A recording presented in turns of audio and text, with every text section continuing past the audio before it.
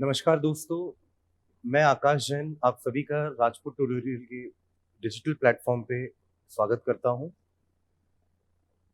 आज से हम शिक्षक भर्ती परीक्षा वर्ग 1 लेक्चरर व्याख्याता का कोर्स चालू करने वाले हैं और मैं आपको रसायन यानी कि केमिस्ट्री की तैयारी कराने वाला हूं। तो अगर आपने मेरा डेमो लेक्चर देखा होगा तो हमने लास्ट क्लास में सिलेबस और एग्जाम पैटर्न डिस्कस किया था। मैंने केमिस्ट्री का यानी कि रसायन का पूरा डिटेल सिलेबस आप लोग को बताया था, जिसमें हम आज जो चैप्टर चालू करने वाले हैं वो है हमारा 11वीं का पहला chapter, that is some basic concepts of chemistry. मैंने थोड़ा सा डिस्कशन इसका डेमो वीडियो में भी। तो आज जो हम चैप्टर चालू करने वाले वो है some basic concepts of chemistry. ये 11वीं का पहला चैप्टर भी है। तो हमारे जो 30 चैप्टर हमें पढ़ने हैं वो 3 भाग में बटे हुए हैं। भौतिक भौतिक रसायन यानी कि फिजिकल केमिस्ट्री, कार्बनिक यानी कि ऑर्गेनिक और अकार्बनिक यानी कि इनऑर्गेनिक केमिस्ट्री। तो हम शुरुआत फिजिकल केमिस्ट्री के चैप्टर से ही करेंगे जिसका नाम है some basic concepts of chemistry. और कोई भी अगर केमिस्ट्री पढ़ता है तो उसको शुरुआत यहीं से करनी चाहिए, क्योंकि यहाँ पर हम सभी टर्मिनोलॉजीज को एक एक करके डिटेल में पढ़ते हैं कि एटम क्या होता है यानी कि परमाणु क्या होता है, मॉलिक्यूल क्या होता है यानी कि अणु क्या होता है। हम केमिस्ट्री पढ़ लेते हैं पर कई बार हमें यही कंसेप्ट क्लियर नहीं हो पाते हैं। तो बहुत जरूरी है कि ये एटम, ये मॉलिक्यूल, एलिमेंट, कंपाउंड्स, ये सब क्या होते हैं, इन टर्मिनोलॉजीज को समझना। तो फर्स्ट चैप्टर जो हमारा है बेसिक कंसेप्ट्स ऑफ केमिस्ट्री, इसमें हम यहीं से शुरुआत करेंगे। तो स्टार्ट करते हैं। सबसे पहले जो हम बात करेंगे वो है मैटर की यानी कि द्रव्य की। अगर हम केमिस्ट्री शुरू कर रहे हैं तो सबसे पहली बात जो हम करते हैं वो करते हैं मैटर की यानी कि द्रव्य की।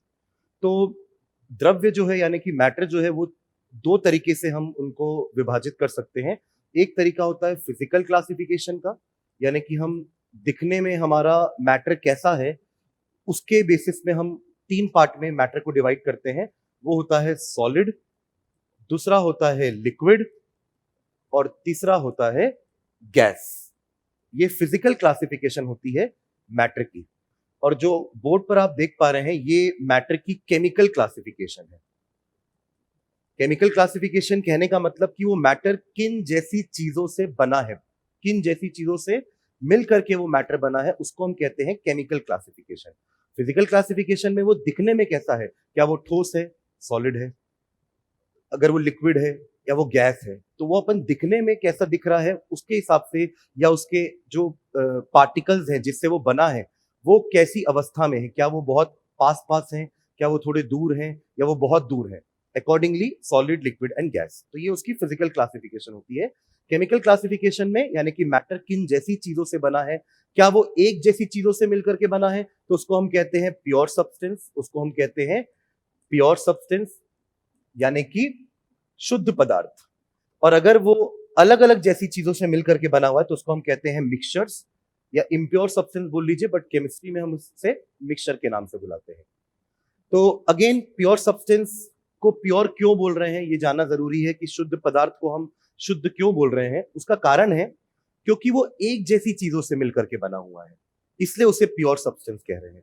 जैसे कि एलिमेंट्स यानी कि हमारे जो तत्व होते हैं वो सारे एक जैसे एटम से मिलके बने होते हैं। ध्यान देंगे, एक जैसे एटम यानी कि एक जैसे परमाणुओं से मिलके बने होते हैं, इसलिए हम एलिमेंट यानी कि तत्व को प्योर सब्सटेंस की कैटेगरी में डालते हैं। जैसे कि अगर मैं इस गोल्ड रिंग की बात करूं तो ये गोल्ड रिंग जो है सारे गोल्ड के एटम से ही मिलके बनी हुई है। तो गोल्ड एक तरह का एलिमेंट हो गया, तत्व हो गया गोल्ड, तो जो कि एक ही तरह के एटम से मिलकर के बना हुआ है, इसलिए हम इसको प्योर सब्सटेंस की कैटेगरी में डाले हैं। अगर ऐसा है तो फिर हमने कंपाउंड्स यानी कि यौगिक को क्यों डाला प्योर सब्सटेंस की कैटेगरी में, क्योंकि कंपाउंड्स जो है वो एक जैसे अणु यानी कि मॉलिक्यूल से मिलकर के बने हैं। तो हमने शुरू में ही डिफाइन किया कि प्योर सब्सटेंस यानी शुद्ध पदार्थ का मतलब क्या है, जो एक जैसी चीजों से मिल करके बने हुए हैं। तो एलिमेंट्स यानी कि तत्व एक जैसे परमाणुओं से मिलकर बने हुए हैं, और हमारे जो यौगिक हैं यानी कि कंपाउंड्स वो एक जैसे अणु यानी कि मॉलिक्यूल से मिलकर बने हुए हैं। तभी हम दोनों को प्योर सब्सटेंस की कैटेगरी में पढ़ते हैं, एलिमेंट्स एंड कंपाउंड्स यानी कि हमारे तत्व और यौगिक, ये दोनों ही हमारे जो है प्योर सब्सटेंस की कैटेगरी में आते हैं। अब बात करते हैं मिक्सचर्स क्या होते हैं। तो मिक्सचर्स, जैसे कि हमने बात की, अगर प्योर सब्सटेंस यानी कि शुद्ध तत्व अगर शुद्ध पदार्थ अगर एक जैसी चीजों से मिलकर के बने हैं तो मिक्सचर्स क्या होगा दोस्तों? मिक्सचर्स जो है वो अलग अलग चीजों से मिलकर के बने होंगे। जैसे हम कहते हैं कि जो हमारी वायु है, जो एयर है, वो मिक्सचर है अलग अलग गैसेस की। ऑक्सीजन भी है इसमें, कार्बन डाइऑक्साइड भी है इसमें, नाइट्रोजन भी है, हाइड्रोजन भी है। तो इन गैसेस के मिश्रण को हम एयर बोलते हैं। तो air is a mixture of gas, हम बचपन से पढ़ते आ रहे हैं दोस्तों। तो मिक्सचर मतलब अलग अलग चीजों से मिलकर बना हो। पर कंपाउंड भी तो वैसे ही अलग अलग चीजों से मिलकर बना है। जैसे हम बोलते हैं कि वाटर कंपाउंड है, ये भी तो दो अलग अलग एलिमेंट से मिलकर बना है, दो अलग अलग तत्वों से मिलकर बना है। H और O यानी कि हाइड्रोजन एंड ऑक्सीजन से मिलकर के वाटर बना है, पानी बना है, जल बना है। तो फिर मिक्सचर्स और कंपाउंड में क्या डिफरेंस आएगा दोस्तों? तो बहुत अच्छा क्वेश्चन है कि मिक्सचर और कंपाउंड में क्या डिफरेंस है। तो सबसे बेसिक डिफरेंस है दोनों में उनकी कॉम्पोजिशन का, उनकी मात्रा का। कि मिक्सचर्स बनाते वक्त हम कभी भी मात्राएं जो होती हैं अलग अलग चीजों की मिलाते हैं, जो हम वो फिक्स्ड नहीं होती है। पर कंपाउंड में जो भी हम एलिमेंट्स यानी कि तत्व लेते हैं, उनके एलिमेंट्स के एटम्स यानी कि परमाणुओं की संख्या हमेशा फिक्स होती है, स्थिर होती है। तभी इनके फॉर्मूले होते हैं। मिक्सचर से कभी फॉर्मूले नहीं होते दोस्तों। हम कभी भी एयर को फॉर्मूले से डिफाइन नहीं करते हैं, पर पानी के लिए हम फॉर्मूला बोलते हैं H2O। तो ये बेसिक डिफरेंस है, एक मेन डिफरेंस है मिक्सचर और कंपाउंड का, क्योंकि दोनों ही अलग अलग तत्वों को मिला करके बनाए गए हैं। मिक्सचर भी अलग अलग तत्वों यानी कि एलिमेंट्स को बना करके मिला करके बनाया गया है, और कंपाउंड भी अलग अलग एलिमेंट्स को मिला करके बनाया गया है। बट बेसिक डिफरेंस कहां आता है कि यहाँ पर वो रेशियो जिस जिस अनुपात में वो मिलाया गया है वो फिक्स है दोस्तों, बट इनका रेशियो फिक्स नहीं होता है। अब बात करते हैं मिक्सचर्स कितने टाइप के होते हैं, मिश्रण कितने टाइप के होते हैं। तो दो टाइप के मिश्रण होते हैं दोस्तों। एक होता है होमोजीनियस यानी कि सामांगी, और दूसरा होता है हेट्रोजीनियस यानी कि विषमांगी। अब इन दोनों में क्या डिफरेंस होता है, आप एग्जाम्पल से समझेंगे, एक उदाहरण से समझेंगे तो ज्यादा अच्छे से समझ में आएगा। जस्ट इमेजिन करिए कि आपके पास एक गिलास पानी है और उसके अंदर आपने एक चम्मच शक्कर या एक चम्मच नमक घोल दी हो। अब आपको पता है कि शक्कर और नमक पूरी तरीके से पानी में घुल जाएगी। तो अब आप अगर पानी को टेस्ट करते हैं या देखते भी हैं, तो वो ऊपर से नीचे तक एक जैसा दिखता है, यानी कि वो यूनिफॉर्म होता है ऊपर से नीचे तक, टेस्ट वाइज भी और कॉम्पोजिशन यानी कि उसके अंदर जो मात्राएं गई हैं शक्कर की। ऐसा नहीं कि शक्कर एक तरफ ज्यादा गई है, दूसरी तरफ शक्कर कम गई है। वो पूरा यूनिफॉर्मली डिस्ट्रीब्यूट होता है एक तरीके से, इसलिए नाम दिया गया है सामांगी। एक तरीके से पूरा डिस्ट्रीब्यूट होता है हमारे उस ग्लास ऑफ वाटर में, पानी के ग्लास में। तो इसलिए उसको हम क्या बोलते हैं, होमोजीनियस मिक्सचर। तो नमक पानी यानी कि सॉल्ट सॉल्यूशन, शक्कर पानी यानी कि शुगर सॉल्यूशन, ये सभी हमारे होमोजीनियस मिक्सचर की कैटेगरी में आएंगे। इसका मतलब ये होता है कि उसकी कॉम्पोजिशन पूरी तरह से एक जैसी है, ओवरऑल पूरी कॉम्पोजिशन एक जैसी होती है, इसलिए हम क्या बोलते हैं, होमोजीनियस। और आपको अलग अलग कंपोनेंट्स या उसके एलिमेंट्स दिखेंगे नहीं कि ये शक्कर है, ये पानी है, क्योंकि वो पूरी तरीके से क्या हो चुके हैं दोस्तों, मिक्स हो चुके हैं। जबकि हेट्रोजीनियस मिक्सचर में क्या होता है, जैसे कि आप एक और एग्जांपल लीजिए कि उसी पानी में आपने रेत यानी कि सैंड डाल दी है। अब हमें पता है कि रेत तो पानी में घुलने से रही, तो क्या होगा रेत का, रेत नीचे जाके सेटल डाउन हो जाएगी। तो आपको रेत अलग से दिखेगी, पानी अलग दिखेगा। इस तरीके के मिश्रण को हम विषमांगी यानी कि हेट्रोजीनियस मिक्सचर कहते हैं। तो मिक्सचर्स हेट्रोजीनियस होमोजीनियस दोनों हो सकते हैं दोस्तों, बट कंपाउंड हमेशा होमोजीनियस ही होते हैं। वो दिखने में ऊपर से नीचे तक ओवरऑल हमेशा एक जैसे ही दिखते हैं। ये भी एक अंतर है मिश्रण और यौगिक में, यानी कि मिक्सचर और कंपाउंड में। एक डिफरेंस हम पहले ही देख चुके हैं, एक अंतर मिक्सचर और कंपाउंड में हम पहले ही देख चुके हैं कि मिक्सचर में जिन तत्वों को मिलाया जाता है उनकी कॉम्पोजिशन, उनकी मात्राएं फिक्स नहीं होती हैं। आप नींबू पानी बनाएंगे तो अलग तरीके से बनाएंगे, उसमें आप शक्कर हो सकता है ज्यादा डालें, मैं बनाऊंगा तो हो सकता है मैं शक्कर कम डालूं। तो नींबू पानी भी एक तरीके का मिक्सचर हो गया दोस्तों, जिसमें पानी हो गई, शक्कर हो गई, नींबू हो गया, नमक हो गया, हम ये सब चीजें मिक्स करते हैं। पर वो उसका जो रेशियो होता है, उसका जो अनुपात होता है वो वेरी करता है, यानी कि चेंज होता है। हम हर कोई एक ही तरीके का नींबू पानी नहीं बनाएगा दोस्तों। तो नींबू पानी एक तरह का मिक्सचर हो गया। और वही मैं बात करूं पानी की, तो पानी एक कंपाउंड हो गया, क्योंकि पानी आप कहीं से भी लेकर आओ, उसका जो रेशियो है, उसका जो अनुपात है, तत्वों को मिलाने का जो अनुपात है, वो हमेशा क्या होता है, फिक्स होता है। इसलिए कंपाउंड के, यौगिक के फॉर्मूले होते हैं, उनके कुछ चिन्ह होते हैं, और मिक्सचर के ऐसे कोई फॉर्मूलेज नहीं होते हैं दोस्तों। उसके अलावा एक और मेजर डिफरेंस मैं आपको बताना चाहूंगा मिक्सचर और कंपाउंड यानी कि मिश्रण और यौगिक के बारे में। वो ये है कि मिक्सचर के अलग अलग तत्वों को, मिश्रण के अलग अलग तत्वों को आप हटा सकते हो, सेपरेट कर सकते हो, निकाल सकते हो उसके मिक्सचर से फिजिकल टेक्निक से। जैसे कि आपको अगर चाय पत्ती निकालनी हो चाय से, तो आप छान करके चाय पत्ती अलग कर देते हो, चाय नीचे आ जाती है। ये एक तरह का फिजिकल प्रोसेस हुआ, फिल्ट्रेशन एक तरह का फिजिकल प्रोसेस हुआ, जिससे आपने मिक्सचर के तत्वों को अलग कर दिया। बट ऐसा काम आप कंपाउंड यानी कि यौगिक के साथ बिल्कुल नहीं कर सकते, क्योंकि वो जब बनते हैं तो उनमें एक तरीके की बॉन्डिंग होती है, केमिकल बॉन्डिंग होती है तत्वों के बीच में, जिसको आप फिजिकल मींस से अलग नहीं कर सकते। आपको अगर लग रहा है कि मैं पानी को बॉईल कर दूंगा तो हाइड्रोजन और ऑक्सीजन अलग हो जाएंगे, तो ऐसा नहीं होगा दोस्तों। वो सिर्फ अपना स्टेट चेंज करेगा, वाटर जो है वो लिक्विड से गैस हो जाएगा, पर हाइड्रोजन और ऑक्सीजन नहीं बन पाएगा। वो तभी हो पाएगा जब आप उसमें कुछ केमिकल तरीके से उसमें शायद इलेक्ट्रिसिटी पास कराएंगे, तो हाइड्रोजन और ऑक्सीजन में पानी टूट सकता है। पर फिजिकल तरीके से हम किसी भी कंपाउंड को उसके तत्वों में अलग अलग नहीं कर सकते। ये एक बहुत ही बेसिक डिफरेंस है मिश्रण और यौगिक में। तो ये बात हो गई हमारी प्योर सब्सटेंस एलिमेंट्स कंपाउंड्स की, और मिश्रण यानी कि होमोजीनियस एंड हेट्रोजीनियस मिक्सचर्स की। ये बहुत बेसिक चीजें हैं, मतलब हमें समझ में आना चाहिए कि कोई भी कंपाउंड यानी कि यौगिक मॉलिक्यूल से मिलके बना होता है। उसके अंदर सारे के सारे क्या होते हैं, मॉलिक्यूल्स होते हैं। अगर आपके पास एक ग्लास पानी है, तो उस ग्लास के अंदर पानी के मॉलिक्यूल्स होते हैं। हम पानी के एटम या पानी के परमाणु नहीं बोलते हैं, पानी के अणु होते हैं, यानी कि पानी के मॉलिक्यूल होते हैं, कंपाउंड्स के मॉलिक्यूल होते हैं दोस्तों। और इसी तरीके से एलिमेंट्स के क्या होते हैं, एलिमेंट्स के एटम्स होते हैं, यानी कि उनके परमाणु होते हैं। ये एक बहुत ही बेसिक सा चीज है जो हम बहुत कंफ्यूज होते हैं, है ना, कि हम कौन सा वर्ड यूज करें, हम एटम वर्ड यूज करें कि हम मॉलिक्यूल वर्ड यूज करें। एक मॉलिक्यूल जो होता है वो एटम से मिलके बना होता है। ये सच बात है कि कोई भी मॉलिक्यूल, कोई भी अणु परमाणुओं के मिश्रण से बनता है। जैसे कि अगर मैं बात करूं ऑक्सीजन गैस की, जिसको हम अपन O2 से डिनोट करते हैं, ऑक्सीजन गैस दो ऑक्सीजन के परमाणुओं से बना है, 2 एटम्स ऑफ ऑक्सीजन। दो एटम है, दो परमाणु है ऑक्सीजन के, जो मिल करके ऑक्सीजन का एक अणु यानी कि एक मॉलिक्यूल बना रहे हैं। तो यहां आप बोलोगे कि 1 मॉलिक्यूल ऑफ ऑक्सीजन, ऑक्सीजन का एक अणु, ऑक्सीजन का एक परमाणु बोलना इसको गलत हो जाएगा दोस्तों। ये दो परमाणुओं से बना है, पर ये एक अणु है, एक मॉलिक्यूल है ऑक्सीजन का।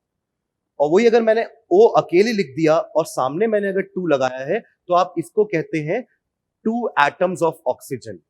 ये बना 2 एटम से है, पर आप बोलते क्या है इसको, 1 मॉलिक्यूल, यानी कि ऑक्सीजन का एक अणु, 1 मॉलिक्यूल ऑफ ऑक्सीजन। और आप नीचे जो 2O लिखा है, इसको आप कहते हैं 2 एटम्स ऑफ ऑक्सीजन। ये जो मैंने 2 एटम्स ऑक्सीजन लिखे हैं, ये मैं ये बता रहा हूं कि ये मॉलिक्यूल, ये अणु 2 परमाणुओं से बना है। पर आप बोलते क्या हो इसको, आप इसको प्रोनाउंस कैसे करते हो, आप इसे बोलते कैसे हो, 1 मॉलिक्यूल ऑफ ऑक्सीजन, ऑक्सीजन का एक अणु। तो ये समझना बहुत जरूरी है कि कहां हमें परमाणु वर्ड यूज करना है, कहां हमें अणु वर्ड यूज करना है। यह हमें मोल कंसेप्ट में भी बहुत हेल्प करेगा दोस्तों, और मोल कंसेप्ट के क्वेश्चन हमारे एग्जाम में पूछे गए हैं पहले भी। ठीक है, तो इसके आगे बढ़ते हैं हम। अगर आपको ये सारी चीजें क्लियर हो गई हो तो हम आगे बढ़ते हैं। अगला जो हम देखने वाले हैं एलिमेंट। हम एलिमेंट के बारे में बात नहीं किए थे पीछे, हमने कंपाउंड्स यानी कि यौगिक और मिश्रण को जरूर कंपेयर किया था। उनके बारे में हमने उनके अंतर जाने थे कि कंपाउंड और मिक्सचर में क्या क्या डिफरेंसेस होते हैं, क्या क्या अंतर होते हैं, पर हमने एलिमेंट की बात नहीं की थी दोस्तों। तो एलिमेंट में मैंने आपको बस इतना बता दिया कि कोई भी एलिमेंट जो है, कोई भी एलिमेंट जो है वो एटम से मिलकर के बना होता है, वो परमाणुओं से मिलकर के बना होता है कोई भी एलिमेंट। और एटम के या परमाणुओं के होते हैं सिंबल्स, उनको हम एक चिन्ह से डिनोट करते हैं, सिंबल से डिनोट करते हैं। जैसे कि आप जानते होंगे हाइड्रोजन एक हमारा सबसे पहला तत्व है, सबसे पहला एलिमेंट है, जिसको हम H यानी कैपिटल H से डिनोट करते हैं। और हर एक एटम का, हर एक एलिमेंट का एक यूनिक नंबर होता है, एक अलग सा संख्या होती है, जिसे हम कहते हैं परमाणु संख्या। और ये हर एलिमेंट की अलग अलग होती है, और ये हमें बताती है कि उस परमाणु में, उस एटम में कितने नंबर ऑफ प्रोटॉन्स हैं। प्रोटॉन्स क्या होते हैं दोस्तों, तो प्रोटॉन एक सब एटॉमिक पार्टिकल होता है जो एटम के अंदर होता है। मतलब ऐसा नहीं कि एटम से छोटा और कुछ नहीं होता। हम बोलते हैं कि एटम सबसे छोटा पार्ट होता है, परमाणु अपने तत्व का सबसे छोटा पार्ट होता है, बट ऐसा नहीं है, उससे छोटे पार्टिकल्स भी होते हैं जो एटम के अंदर होते हैं, और उन्हें हम कहते हैं प्रोटॉन, दूसरा होता है इलेक्ट्रॉन और तीसरा होता है दोस्तों न्यूट्रॉन। ये 3 तरीके के पार्टिकल है। ऐसे बहुत से पार्टिकल होते हैं बट हम इन 3 को ज्यादा फोकस करते हैं। ये 3 ज्यादा इंपॉर्टेंट पार्टिकल्स माने जाते हैं हमारे एटम के अंदर के, क्योंकि इनका कुछ ना कुछ वजन होता है, मास होता है और इनका कुछ ना कुछ चार्ज होता है, आवेश होता है। इसलिए हम इन तीनों को ज्यादा महत्व देते हैं, ज्यादा इंपॉर्टेंस देते हैं। बाकी और भी सब एटॉमिक पार्टिकल्स एटम के अंदर होते हैं बट हम ज्यादा इंपॉर्टेंस इन तीनों को देते हैं। तो प्रोटॉन का नंबर, प्रोटॉन की संख्या हमें बताती है कि परमाणु की संख्या क्या है, एटॉमिक नंबर क्या है, जिसको हम दोस्तों Z से डिनोट करते हैं। किसी भी एलिमेंट का, किसी भी एटम का एटॉमिक नंबर या एटॉमिक नंबर हम Z से डिनोट करते हैं। उसका सिंबल होता है, एटॉमिक नंबर का सिंबल होता है Z। जो हाइड्रोजन का 1 होता है दोस्तों, हाइड्रोजन सबसे पहला तत्व है तो उसका एटॉमिक नंबर 1 है, क्योंकि उसके अंदर प्रोटॉन 1 होता है दोस्तों। प्रोटॉन एक पॉजिटिवली चार्ज पार्टिकल होता है दोस्तों, एक पॉजिटिवली चार्ज पार्टिकल है जिसका आवेश पॉजिटिव है, और इलेक्ट्रॉन उसका जस्ट अपोजिट यानी कि नेगेटिवली चार्ज पार्टिकल होता है। क्योंकि हम कहते हैं कि एक एटम, एक परमाणु का कोई चार्ज नहीं होता, उसका आवेश 0 होता है परमाणु का। इसलिए एक एटम में दोनों की संख्या, प्रोटॉन और इलेक्ट्रॉन की संख्या क्या होती है दोस्तों, बराबर होती है। एक एटम में प्रोटॉन और इलेक्ट्रॉन की संख्या जो है वो बराबर होती है। और न्यूट्रॉन जो होता है वो आपका एक न्यूट्रल पार्टिकल होता है। उसका नाम भी उसीलिए न्यूट्रॉन पड़ा क्योंकि उसका जो चार्ज होता है, उसका जो आवेश होता है वो 0 होता है, पर उसका मास होता है, उसका एक वजन है, जिसके कारण हम न्यूट्रॉन को भी इंपॉर्टेंस देते हैं, उसको महत्व देते हैं। तो 3 पार्टिकल होते हैं दोस्तों, प्रोटॉन, इलेक्ट्रॉन एंड न्यूट्रॉन। ये तीनों सब एटॉमिक पार्टिकल कहलाते हैं किसी भी एटम के। और इससे हमें दो जानकारियां मिलती हैं एटम के बारे में। एक जानकारी है उस एटम का नंबर यानी कि परमाणु की संख्या, और दूसरी जानकारी जो हमें मिलती है वो है परमाणु का द्रव्यमान यानी कि एटॉमिक मास। ये तीनों पार्टिकल मिलकर के हमें ये दोनों चीजें एटम के बारे में बता देते हैं दोस्तों। कैसे बताते हैं तो समझते हैं। तो Z, मैंने आपको कहा कि Z से हम डिनोट करते हैं परमाणु की संख्या को, और ये परमाणु की संख्या हमें बताती है कि उस एटम के अंदर कितने प्रोटॉन्स हैं, और जितने प्रोटॉन्स होंगे उतने ही इलेक्ट्रॉन होंगे दोस्तों। अभी हमने बात करी थी कि एटम ओवरऑल न्यूट्रल होता है, उसका मतलब ये है कि उसके अंदर नंबर ऑफ प्रोटॉन और नंबर ऑफ इलेक्ट्रॉन बराबर होते हैं, तभी वो एटम न्यूट्रल होता है। दूसरी बात करते हैं एटॉमिक मास यानी कि परमाणु के द्रव्यमान की। तो वो हमें पता चलता है तीनों के मास को ऐड करके। कौन तीनों दोस्तों? Proton, electron and neutron. अगर मैं तीनों के मास को ऐड कर दूं, तीनों के मानों को ऐड कर दूं, तो हमें मिलता है एटॉमिक मास का द्रव्यमान। बट एक चीज बहुत ध्यान देने वाली है कि इलेक्ट्रॉन का मास जो होता है दोस्तों बहुत ही कम होता है, ना के बराबर होता है। अपन उसको इंग्लिश में नेग्लिजिबल बोलते हैं। उसका मास बहुत ही कम होता है, इसलिए हम उसका मास कंसिडर नहीं करते हैं जब हम द्रव्यमान निकालते हैं। इसलिए आपको फॉर्मूले में 2 ही चीज दिख रही होगी दोस्तों, ध्यान से देखेंगे। प्रोटॉन की संख्या और न्यूट्रॉन की संख्या को अगर आप जोड़ देंगे तो आपको परमाणु का द्रव्यमान मिल जाएगा। यहां हमने इलेक्ट्रॉन को कंसिडर नहीं किया क्योंकि इलेक्ट्रॉन का मास बहुत ही नेग्लिजिबल होता है दोस्तों, ना के बराबर होता है। वो आप ये सोचिए कि जो हमारा हाइड्रोजन है, जो सबसे हल्का एलिमेंट है, सबसे हल्का तत्व है हाइड्रोजन, उसके मास का भी 1/1837 टाइम्स होता है इलेक्ट्रॉन का मास। हमारे हाइड्रोजन एटम का अगर मैं मास लूं, मास ऑफ हाइड्रोजन एटम का 1/1837 टाइम्स अगर किया जाए तो ये आता है 1 इलेक्ट्रॉन का मास, जिसको अगर अपन वैल्यू देखें तो ये होती है 9.1 इंटू 10⁻⁻31 kg, जो कि बहुत ही छोटा नंबर है दोस्तों, बहुत ही छोटा है ये मास। इसलिए हम इसके मास को कंसिडर नहीं करते हैं जब हम द्रव्यमान की गणना करते हैं, कैलकुलेशन करते हैं। तो आप यहाँ पे देख पा रहे हैं कि नंबर ऑफ प्रोटॉन्स और नंबर ऑफ न्यूट्रॉन को ऐड करने पर हमें परमाणु का द्रव्यमान मिल जाता है। तो 2 चीजें पता चलती हैं हमको इन तीनों सब एटॉमिक पार्टिकल से। वो होता है परमाणु की संख्या यानी कि एटॉमिक नंबर, और दूसरा परमाणु का द्रव्यमान यानी कि एटॉमिक मास। और ये दोनों बहुत ही इंपॉर्टेंट नंबर्स हैं दोस्तों। हर एलिमेंट के ये नंबर क्या होते हैं? यूनिक होते हैं। कुछ अलग तत्व होते हैं जिनको हम आइसोटॉप्स बोलते हैं, उसके बारे में मैं आगे डिस्कशन करूंगा, तब हम इसमें वापस आएंगे। पर अब आज के लिए आप ये मान के चलिए कि जो एटम होता है उसका ये जो संख्या होती है, परमाणु संख्या होती है, और द्रव्यमान जो होता है वो यूनिक होता है। और हर एटम का अलग अलग होता है। बात आती है कि चलो ये तो एक संख्या है, इसका कोई यूनिट नहीं होगा, इसकी कोई इकाई नहीं होगी, बट मास की तो इकाई होती है, मास की तो यूनिट होती है दोस्तों। जनरली हम जो मास की यूनिट यूज करते हैं वो होती है, मास की यूनिट जो होती है वो होती है ग्राम या किलोग्राम। बट ग्राम या किलोग्राम एक परमाणु के लिए बहुत बड़ा नंबर है, बहुत बड़ी यूनिट हो जाती है एक परमाणु के लिए। परमाणु तो एक ऐसा है जो हमें दिखता भी नहीं है, एक सिंगल एटम को, एक सिंगल परमाणु को तो हम देख भी नहीं पाते, तो उसका मास सोचिए कितना कम होगा। तो अगर ऐसे में अगर हम ग्राम जैसी या किलोग्राम जैसी इकाई का इस्तेमाल करें उसके मास को बताने के लिए, उसके द्रव्यमान को बताने के लिए, तो वो बहुत ही छोटा नंबर हो जाएगा। इसलिए हम एक अलग सी इकाई इसके लिए निकाले हैं और उस इकाई को अपन कहते हैं एएमयू। इसका फुल फॉर्म होता है atomic mass unit. A stands for atomic, M stands for mass and U stands for unit. Atomic mass unit. और इसकी वैल्यू भी हमने जो है दोस्तों कार्बन 12 के रेफरेंस से निकाली है। कार्बन 12 का एक जो परमाणु होता है कार्बन 12 का, उसके मास का अगर मैं 1/12 कर दूं तो जो वैल्यू आएगी वो एक एएमयू का मतलब होता है ग्राम में, जो कि बेसिकली 1 एएमयू का जो हम मतलब समझते हैं वो होता है 1.67 into 10 to the power -27 KG, या फिर 10 टू द पावर, अगर आप इसको केजी को ग्राम में कन्वर्ट करना चाहेंगे तो ये हो जाएगा 10 टू द पावर -24 ग्राम। ये होती है एक एएमयू की वैल्यू। तो एक एएमयू निकाला कैसे गया दोस्तों, हमने कार्बन 12 का एक एटम लिया और उसको 12 से डिवाइड कर दिया, तो जो वैल्यू आ रही है वो वैल्यू यही होती है जो अपन एक एएमयू का मतलब समझते हैं ग्राम में। तो हर परमाणु का जो द्रव्यमान है उसको पहले ग्राम में ही निकाला गया, पर फिर उसको कन्वर्ट कर दिया गया एएमयू में। तो आज जो हम एटॉमिक मास पढ़ते हैं दोस्तों वो बेसिकली क्या होता है, एएमयू में होता है, एटॉमिक मास यूनिट में होता है। कई बार हम इस एएमयू को यू भी बोल देते हैं सिंपली, जिसका मतलब होता है यूनिफाइड मास। तो कई जगह आपको दिखेगा यू ही लिखा हुआ है, तो कंफ्यूज नहीं होंगे, वो कोई अलग इकाई नहीं है। एएमयू को ही कई बार शॉर्ट फॉर्म में हम यू बोल देते हैं, ठीक है।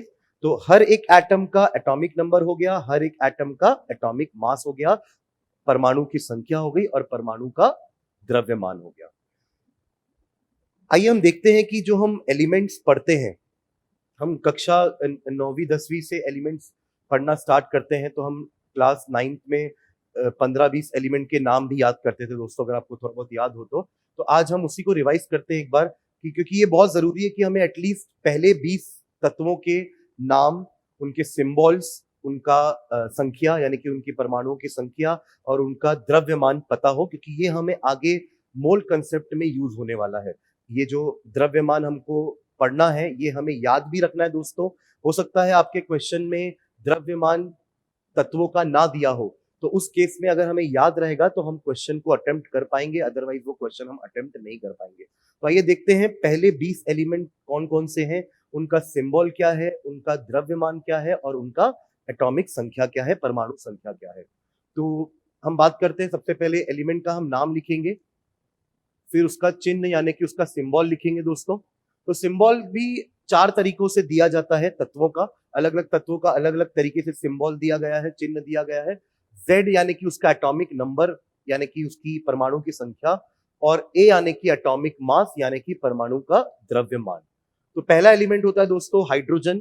हाइड्रोजन हमारा सबसे पहला तत्व है जिसका सिंबल होता है H और जिसका एटॉमिक नंबर होता है 1 यानी कि उसकी परमाणु संख्या होती है 1।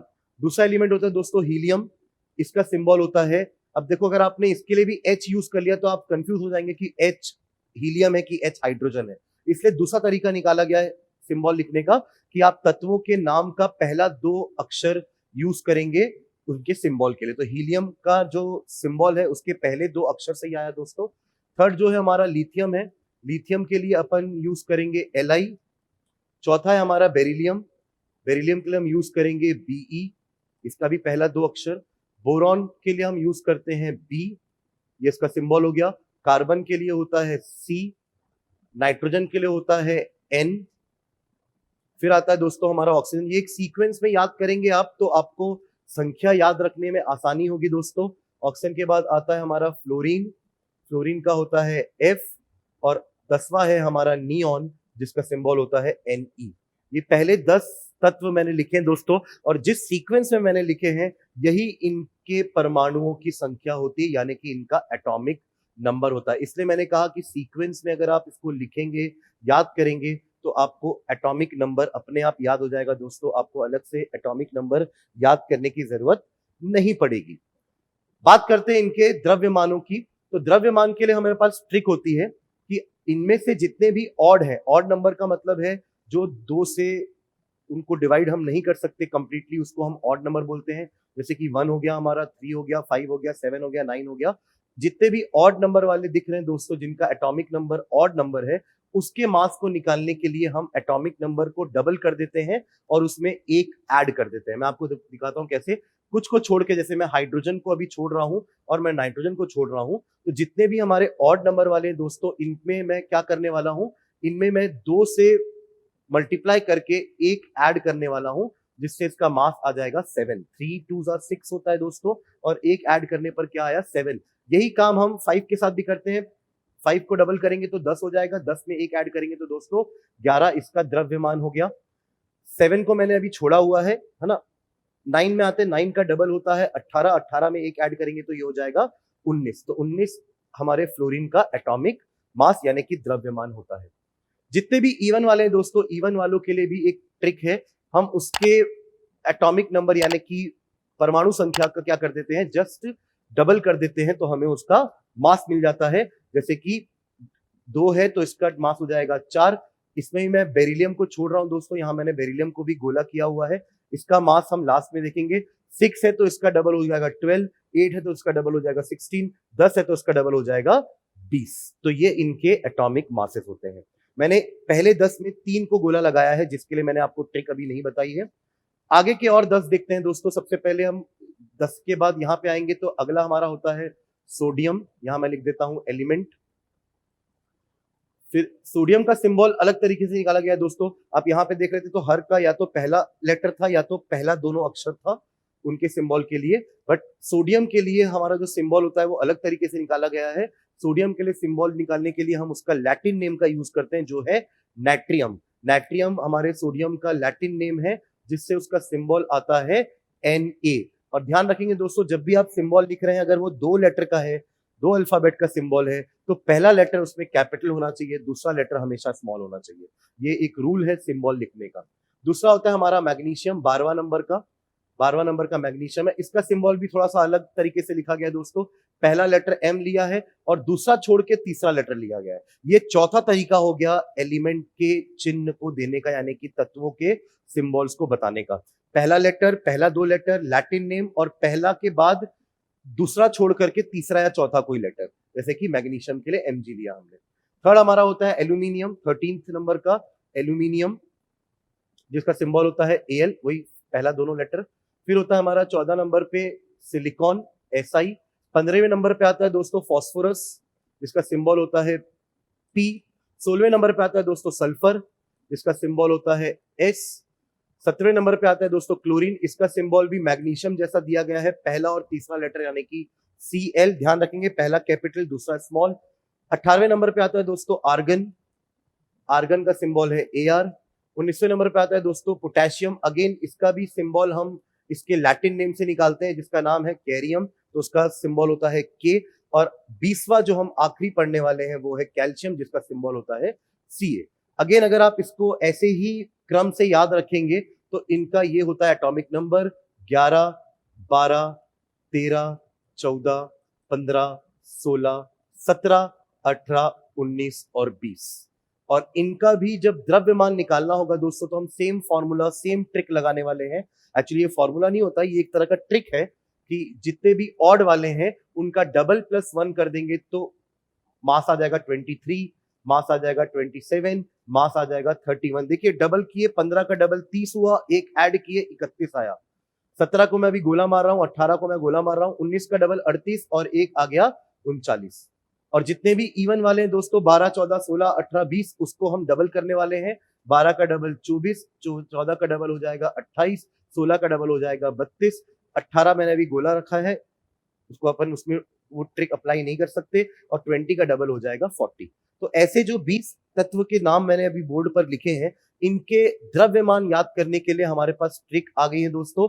ऑड के लिए हम डबल प्लस वन करेंगे, जिनका भी संख्या, जिनकी भी परमाणु संख्या ऑड है उनको हम डबल प्लस वन किए हैं, और जिनकी भी परमाणु संख्या इवन नंबर आ रही है उनका हमने डबल कर दिया। तो 2 का डबल 4 हो गया, 12 का डबल 24 हो गया, 14 का डबल 28 हो गया, 16 का डबल 32 हो गया।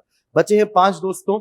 ये भले इवन है 4, बट इसका डबल प्लस वन करेंगे। ये आप मान के चलिए कि हमारे ट्रिक का एक्सेप्शन हो गया ये, क्योंकि ट्रिक है तो हर जगह पे वो ट्रिक काम नहीं आती है, तो हम कुछ एक्सेप्शंस याद रखेंगे। 7 भले ऑड है पर इसका डबल होता है, तो ये भी एक एक्सेप्शन याद रखेंगे, अपनी ट्रिक का ये एक्सेप्शन है। उसके अलावा हाइड्रोजन के पास कोई न्यूट्रॉन नहीं होता दोस्तों, तो जो उसका प्रोटॉन है वही उसका मास है। इलेक्ट्रॉन तो मास हमने वैसे भी हटा दिया था इलेक्ट्रॉन का।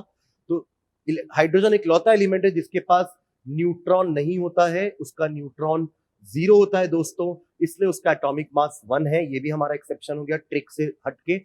17वां नंबर का जो क्लोरीन है दोस्तों, 17 क्लोरीन में आप ये याद रखिएगा कि पहले 20 में एक लौता एलिमेंट है जिसका मास जो होता है वो फ्रैक्शन में होता है, डेसिमल में होता है 35.5, और 18वें का जो है वो 20 के बराबर होता है, यानी कि 40। तो ऐसे हम पहले 20 तत्वों के परमाणु संख्या और परमाणु द्रव्यमान याद रखेंगे दोस्तों। ये हमें मोल कंसेप्ट में बहुत काम आने वाला है, इसलिए इसको याद रखना बहुत ही जरूरी है, ठीक है। और आप सीक्वेंस में याद रखेंगे तो आपको ये संख्या याद रखने आसान हो जाएगी, और अगर आपको एक बार संख्या याद हो गई तो आपको मास यानी कि द्रव्यमान याद हो जाएगा। मैं जब बच्चों को पढ़ाता हूँ दोस्तों, 9वीं के बच्चों को, 9th के बच्चों को, तो मैं उनको एक ट्रिक बताता हूँ कि वो ये सीक्वेंस कैसे याद रख सके। अगर आप भी चाहें तो आप ये ट्रिक को नोट कर सकते हैं। मैं उनको बताता हूँ पढ़ते वक्त कि अगर आपको ये ट्रिक याद या वो सेंटेंस याद हो गया तो आप आसानी से ये सीक्वेंस में पूरे 20 एलिमेंट लिख पाएंगे दोस्तों। तो मैं उनको ट्रिक कुछ ऐसी बताता हूँ कि H से मैं बोलता हूँ कि हाई, और ये H से मैं बोलता हूँ हील्स। हाई हील्स लिए बिना भी, आप सिंबल में मत जाइएगा, हम पहले लेटर्स को फोकस कर रहे हैं। हाई हील्स लिए बिना भी चाची, नानी और फूफा जी नाचेंगे। शादी का घर होगा उनका, तो अब हाई हील्स नहीं मिल रही है, तो उसके बिना भी चाची, नानी और फूफा जी नाचेंगे। तो इससे आप पहले 10 तत्वों का नाम सीक्वेंस में याद रखना बहुत जरूरी है दोस्तों, क्रम से याद रखना बहुत जरूरी है। उसके बाद हम इसके लिए भी कुछ ना कुछ एक ट्रिक निकाल सकते हैं। ना मांग अल्लाह से पेप्सी, जो कि सेहत के लिए बहुत हानिकारक है दोस्तों, पेप्सी, सोडा, कोला और काजू केक। तो ये 10 से आप अगले 10 एलिमेंट्स यानी कि तत्व भी याद रख सकते हैं। ऐसा ट्रिक मैं अपने स्टूडेंट्स जो 9th 10th में उनको सिखाता हूं दोस्तों, ताकि वो पहले 20 एलिमेंट याद कर लें। तो आप भी ये ट्रिक यूज कर सकते हैं पहले 20 तत्वों को याद रखने के लिए, क्योंकि ये क्रम से अगर आपको याद होगा तो संख्या आपको अपने आप याद हो जाएगी, एटॉमिक नंबर आपको याद हो जाएंगे, और एक बार एटॉमिक नंबर याद हो गए दोस्तों तो आपको मास याद रखना आसान हो जाएगा, क्योंकि हमने ट्रिक देखी है कि जिनका मास, जिनका एटॉमिक नंबर, जिनकी परमाणु संख्या ऑड है, उसे हम उसका मास निकालने के लिए हम डबल प्लस वन कर रहे हैं, उनके एटॉमिक नंबर को डबल करके उसमें एक ऐड कर रहे हैं, और जिनका एटॉमिक नंबर इवन है उनका मास निकालने के लिए हम उनके एटॉमिक नंबर को जस्ट डबल कर रहे हैं दोस्तों। तो इस ट्रिक से हम पहले 20 के नाम, ये सिंबल्स याद रख सकते हैं दोस्तों, ठीक है। तो ये हमारे एटॉमिक मास की बात हो गई। एक एटम के मास को एटॉमिक मास बोलते हैं दोस्तों, और ये जो सब यूनिट्स जो है लिखी हुई है दोस्तों, ये सब आपकी AMU में है, याद रखेंगे। अभी हमने पीछे यूनिट्स देखी थी, this all atomic masses are in AMU। Atomic mass unit बोलते हैं जिसको, या फिर सिंपली U बोलते हैं। ये इनका इकाई हो गया, ये इसका यूनिट हो गया एटॉमिक मास यूनिट, जिसके बारे में अभी हमने जस्ट पीछे देखा था। अब बात करते हैं, अब तो अभी आपने परमाणु के द्रव्यमान की बात कर ली, अब बात करते हैं अणु के द्रव्यमान की, यानी कि मॉलिक्यूलर मास की, आणविक द्रव्यमान की। तो मॉलिक्यूलर मास कैसे निकालेंगे दोस्तों? याद करिए, मॉलिक्यूल किनसे मिलकर बने थे? परमाणुओं से। मॉलिक्यूल किनसे मिलकर बने थे? परमाणुओं से। तो मॉलिक्यूल का कोई अलग मास नहीं होगा, जितने परमाणुओं को मिला करके आपने एक अणु बनाया है, उन सभी परमाणुओं के मास को अगर आप ऐड कर देंगे तो आपको एक अणु का मास मिल जाएगा। एक एग्जांपल देखते हैं हम। अगर मैं बात कर रहा हूं वाटर, वाटर हमारा अगर एक मॉलिक्यूल है, एक अणु है, तो ध्यान दीजिए दोस्तों, ये दो तत्वों से मिलकर बना है, हाइड्रोजन एंड ऑक्सीजन। हाइड्रोजन के 2 परमाणु हैं और ऑक्सीजन का 1 परमाणु है। आप जब इनको ऐड कर देंगे तो आपको वाटर का मॉलिक्यूलर मास, देखिए यहां पे आप एटॉमिक मास नहीं बोल सकते दोस्तों, एलिमेंट्स के एटॉमिक मास होते हैं, यानी कि तत्वों के परमाणु द्रव्यमान होते हैं दोस्तों, और जो हमारे यौगिक होते हैं, कंपाउंड्स होते हैं, मॉलिक्यूल्स होते हैं, उनके आणविक द्रव्यमान होते हैं। यही हम वर्ड्स में कंफ्यूज हो जाते हैं कि हम बोल देते हैं कि वाटर का एटॉमिक मास निकालना है। वाटर का एटॉमिक मास नहीं होता दोस्तों, वाटर का मॉलिक्यूलर मास होता है, आणविक द्रव्यमान होता है। जिसको अपन निकालेंगे कैसे? हमारे पास 2 एटम है हाइड्रोजन के और 1 एटम है ऑक्सीजन का। हमने 2 एटम को मल्टीप्लाई कर दिया 1 से, क्योंकि हाइड्रोजन का मास दोस्तों 1 होता है और ऑक्सीजन का मास दोस्तों 16 होता है, और ऐसा एक ही ऑक्सीजन है, हमने दोनों को ऐड कर दिया, हमारा मास क्या निकल गया? 18 AMU या 18 U। इस तरीके से आप किसी भी मॉलिक्यूल का मॉलिक्यूलर मास निकाल सकते हैं। एक और एग्जांपल, एक और उदाहरण लेते हैं दोस्तों, कार्बन डाइऑक्साइड गैस जो हम रिलीज करते हैं, तो उसका भी आप मॉलिक्यूलर मास यानी कि आणविक द्रव्यमान निकाल सकते हैं। कैसे निकालेंगे? कार्बन का 1 एटम है दोस्तों और 1 एटम का मास होता है 12। कैसे याद रखेंगे अपन? तो ये था हमारा कार्बन 6वें नंबर का, जिसकी संख्या 6 होती है, तो आप डबल कर दिए तो उसका 12 आ गया द्रव्यमान, प्लस 2 ऑक्सीजन है हमारे पास और 1 ऑक्सीजन का मास होता है 16। तो आप जब दोनों को ऐड कर देंगे तो आपको मिलेगा 12 प्लस 32 यानी कि 44 AMU आपके कार्बन डाइऑक्साइड का द्रव्यमान आता है दोस्तों। ऐसे आप किसी भी मॉलिक्यूल का मॉलिक्यूलर मास निकाल सकते हैं, किसी भी अणु का आणविक द्रव्यमान निकाल सकते हैं। तो एटॉमिक मास 1 एटम का मास हुआ दोस्तों और मॉलिक्यूलर मास 1 मॉलिक्यूल का मास हुआ। ठीक है, तो ये उदाहरण से आप समझ सकते हैं। यहाँ फॉर्मूला भी लिखा है दोस्तों कि हम सभी एटॉमिक मास को ऐड कर देते हैं, हर एटम के आणविक द्रव्यमान के बराबर क्या होता है दोस्तों? प्रत्येक परमाणु का परमाणु द्रव्यमान अगर हम ऐड कर देंगे, सिंबल किसके लिए होता है दोस्तों? एडिशन के लिए हम यूज करते हैं कि हम सभी के मासेस को अगर ऐड कर दे तो हमें क्या मिल जाएगा? मॉलिक्यूलर मास, आणविक द्रव्यमान। वैसे भी आप समझ सकते हैं कि मॉलिक्यूल कुछ अलग चीजों से नहीं बना है, वो परमाणुओं से मिलकर ही बना है, तो उसका मास यानी कि उसका द्रव्यमान भी परमाणुओं के द्रव्यमान से ही निकाला जाएगा। ठीक है, चलिए, तो ये बात हो गई हमारी एटॉमिक मास की, यानी कि परमाणु के द्रव्यमान की, और आणविक द्रव्यमान की, मॉलिक्यूलर मास की। दोनों की इकाई एक ही होती है दोस्तों, जो कि होती है AMU, या फिर सिंपली हम U लिख देते हैं, ये उसकी इकाई होती है। चलिए आगे बढ़ते हैं, हम बात करेंगे लॉज ऑफ केमिकल कॉम्बिनेशन की, यानी कि रासायनिक संयोजन का नियम। संयोजन का मतलब होता है कॉम्बिनेशन। कॉम्बिनेशन यानी कि आपकी ये जो परमाणु है ये मिल करके अणु यानी कि मॉलिक्यूल बनते हैं दोस्तों। अभी हम देख रहे थे कि ऑक्सीजन का 1 मॉलिक्यूल था जिसमें 2 एटम थे, 2 परमाणुओं से मिलकर के ऑक्सीजन का 1 अणु बना है। वैसे ही कार्बन डाइऑक्साइड भी दोस्तों एक मॉलिक्यूल है, जो कि 1 कार्बन के परमाणु और 2 ऑक्सीजन के परमाणुओं से मिलकर के बना है। तो इन सब को हम कहते हैं दोस्तों मॉलिक्यूल। पर ये बने कैसे हैं? संयोजन से, यानी कि कॉम्बिनेशन से। किनके कॉम्बिनेशन से? अलग अलग या एक जैसे एटम से, एक जैसे परमाणुओं के संयोजन से जाकर के हमारे मॉलिक्यूल्स बनते हैं। तो इसके कुछ नियम होते हैं कि कैसे ये परमाणु आपस में एक दूसरे से कंबाइन करते हैं, कैसे इनका संयोजन होता है। तो ये 5 नियम जो लिखे हैं दोस्तों, ये 5 नियम बहुत ही जरूरी हैं। हम सीधा केमिकल इक्वेशन रिएक्शन भी देख सकते हैं, बट ये नियमों को समझना बहुत जरूरी है ना। इनसे भी क्वेश्चंस आ सकते हैं, हम देखेंगे कि इनसे क्वेश्चंस किस तरीके के आ सकते हैं। तो पहला जो नियम है दोस्तों वो है लॉ ऑफ कंजर्वेशन ऑफ मास, यानी कि द्रव्यमान, मास अभी हमने बात की थी, द्रव्यमान संरक्षण का नियम। यानी कि मास जो होता है यानी कि द्रव्यमान जो होता है वो हमेशा कंजर्व रहता है, उसका कभी भी लॉस या गेन नहीं होता है। उसका कारण ये है दोस्तों कि एटम कभी भी उसका लॉस या गेन नहीं होता है, इसलिए उसका मास का भी लॉस या गेन नहीं होता है। उसी को बोलते हैं कंजर्वेशन यानी कि संरक्षण, द्रव्यमान संरक्षण का नियम। दूसरा हम जो पढ़ने वाले हैं वो है लॉ ऑफ डेफिनिट प्रपोर्शन। हम एक एक करके सारे लॉ पढ़ेंगे दोस्तों।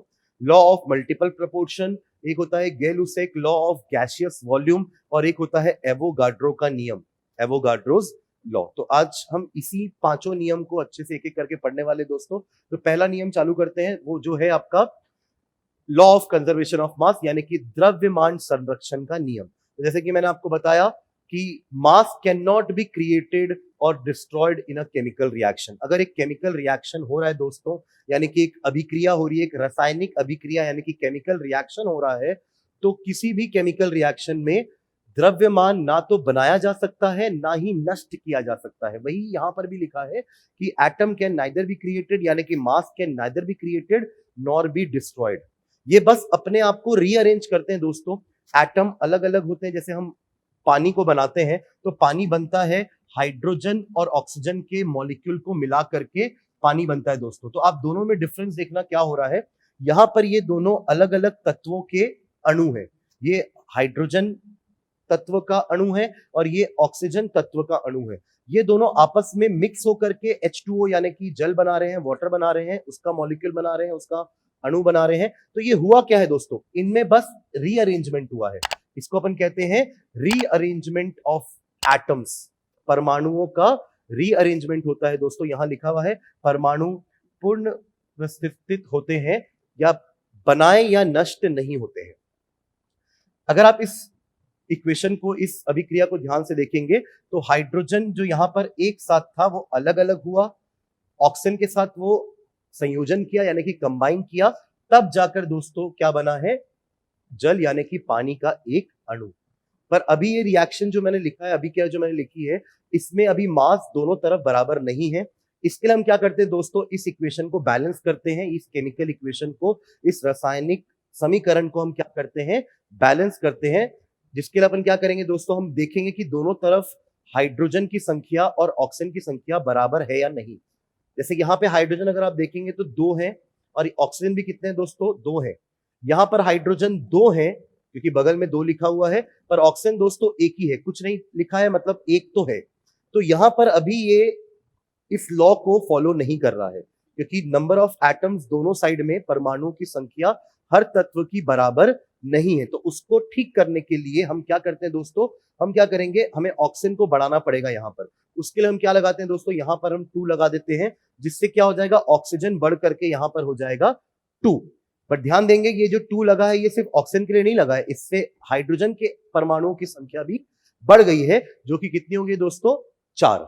और अब इसको ठीक करने के लिए अपन यहाँ पे भी क्या करेंगे, 2 लगा देंगे, जिससे ये भी हो जाएंगे 4। तो अब जो ये समीकरण लिखा हुआ है, अब जो ये इक्वेशन लिखा हुआ है दोस्तों, ये एक बैलेंस्ड केमिकल इक्वेशन कहलाता है, एक संतुलित रासायनिक समीकरण कहलाता है दोस्तों, जहां पर नंबर ऑफ एटम्स, परमाणुओं की संख्या, हर तत्वों की परमाणुओं की संख्या दोनों तरफ यानी कि रिएक्टेंट साइड में भी और प्रोडक्ट साइड में भी, अभिकारकों के तरफ भी और हमारे उत्पादकों के तरफ भी बराबर होती है। तब आप बोल सकते हैं कि दोनों तरफ का मास भी क्या होता है दोस्तों, बराबर होता है। Total mass of reactant is equal to total mass of product. यही हमारा पहला नियम है द्रव्यमान संरक्षण का। यही नियम है दोस्तों कि रिएक्टेंट का मास रिएक्शन के पहले और प्रोडक्ट का मास रिएक्शन के बाद बराबर होता है। इसलिए हम इक्वेशन को बैलेंस करते हैं, संतुलित करते हैं, जिससे दोनों तरफ यानी कि अभिकारकों के साइड में भी और उत्पादों के साइड में भी नंबर ऑफ एटम्स यानी कि परमाणुओं की संख्या दोनों तरफ क्या हो जाए, बराबर हो जाए। इसलिए हम इक्वेशन को संतुलित यानी कि बैलेंस करते हैं। एक और एग्जांपल देखते हैं दोस्तों, कंबशन ऑफ वुड।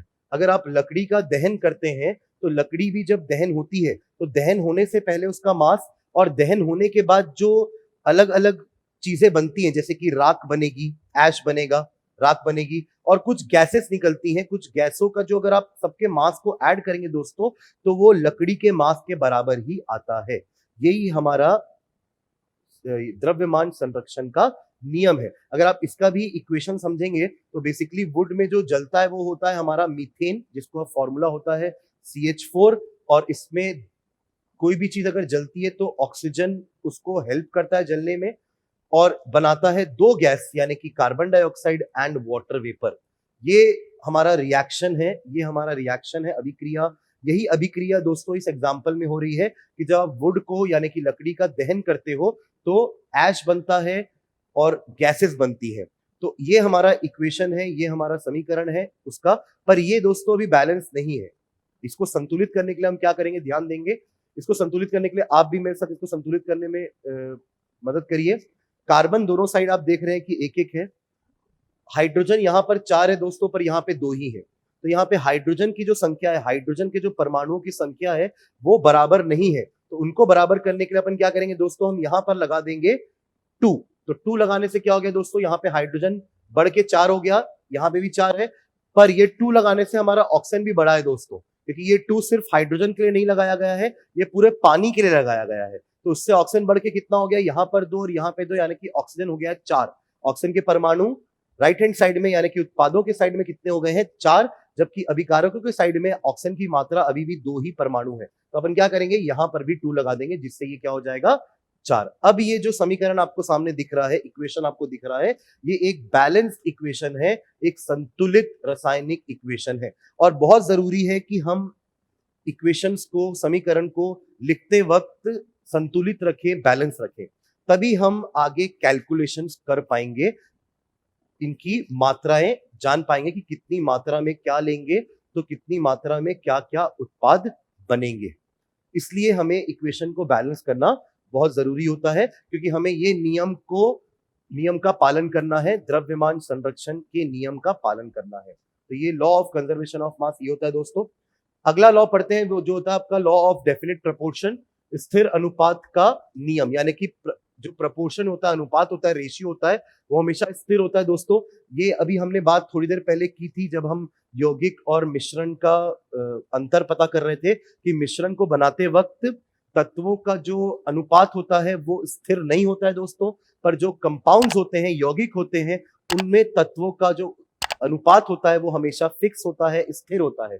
इसीलिए ये लॉ दिया गया है, लॉ ऑफ डेफिनिट प्रपोर्शन, यानी कि स्थिर अनुपात का नियम। ये लॉ क्या बोलता है दोस्तों, देखते हैं। The law states that a chemical compound always contain it's component elements in a fixed ratio by mass regardless of its source या मेथड ऑफ प्रिपरेशन। कहने का मतलब, आप किसी भी यौगिक को यानी कि कंपाउंड को किसी भी तरीके से बनाओ या किसी भी सोर्स से लेकर आओ, किसी भी जगह से लेकर आओ, उनके जो तत्वों का जो अमाउंट है, जो क्वांटिटी है, वो हमेशा क्या रहती है दोस्तों, फिक्स होती है। मास के रिस्पेक्ट में उनका क्वांटिटी हमेशा फिक्स रहता है दोस्तों। एग्जांपल के तौर पे अगर मैं बताऊं, आपको उदाहरण दूं, तो वाटर अगर कंपाउंड है एक, जिसमें हाइड्रोजन और ऑक्सीजन 2 तत्वों का मिलन है, वो भी किस रेशियो में दोस्तों, 1:8 का रेशियो। अभी आपको लग रहा होगा ये रेशियो कहां से आया है दोस्तों, तो ध्यान देंगे, H2O यानी कि वाटर का जो फॉर्मूला होता है वो होता है H2O, जिसमें हाइड्रोजन के परमाणुओं की संख्या 2 होती है दोस्तों, और आपको इसका द्रव्यमान पता है कितना होता है, 1। ऐसे 2 हाइड्रोजन है तो मैंने 2 लिख दिया, और ऑक्सीजन हमारा होता है 8वें नंबर का, इवन नंबर है दोस्तों, तो डबल कर देते हैं, तो इसका द्रव्यमान होता है 16। आप इसको कैंसिल करेंगे तो आपको मिलेगा 1:8 का रेशियो। ये जो रेशियो आया है 1:8 का दोस्तों, ये यहीं से आया है। तो ऐसे ही आप इसको भी कैलकुलेट करने की कोशिश करिए कि कार्बन डाइऑक्साइड का जो रेशियो है वो 3:8 कैसे आया, देख करके आप बता सकते हैं, क्योंकि कार्बन का जो मास होता है दोस्तों वो 12 होता है, 6 उसका एटॉमिक नंबर होता है, उसके परमाणु की संख्या 6 होती है। आप डबल कर दीजिए, याद करिए इवन नंबर है तो द्रव्यमान निकालने के लिए डबल कर देते हैं, तो 12 हो जाएगा कार्बन का द्रव्यमान, और ऑक्सीजन दोस्तों कितने हैं, 2 हैं, तो जिनका द्रव्यमान कुल हो जाएगा 32, जिसको आप कैंसिल करेंगे तो आपको मिलेगा 3:8। तो 3 और 8 का रेशियो होता है दोस्तों बाई मास। मास का रेशियो हम निकाल रहे हैं, जो हमेशा किसी भी यौगिक में क्या होता है दोस्तों, स्थिर होता है। यही हमारा स्थिर अनुपात का नियम है, कि जो भी कंपाउंड बनेगा, इररेस्पेक्टिव ऑफ सोर्स, कि वो कहां से बनाया गया है, कैसे बनाया गया है, कहां से लाया गया हमें नहीं पता, बट उसका जो अनुपात होगा वो हमेशा क्या होगा दोस्तों, स्थिर होगा, फिक्स्ड होगा। यही हमारा सेकंड नियम है, दूसरा लॉ है स्थिर अनुपात का नियम, यानी कि लॉ ऑफ डेफिनेट प्रपोर्शन। तो आप बोल सकते हैं कि law of definite proportion compound की डेफिनेशन बता रहा है, कंपाउंड की परिभाषा बता रहा है।